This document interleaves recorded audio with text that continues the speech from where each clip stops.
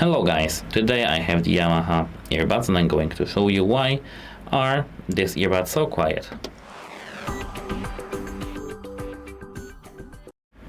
They aren't quiet by default. You need to remember that this video is a fix, actually not at the standardizing this thing, that normalizing this thing that these are quiet earbuds. So the first thing to fix this, you need to at first charge them up to 100%. Leave them plugged into the power for example 2 hours and check if everything is working fine. Then if it is not working fine, you need to do a factory reset. The factory reset process is quite long, so I left it for another video. You can check this video in our channel because it's posted, it's published. Check that out, and if it doesn't work after the factory reset, you need to continue watching this video.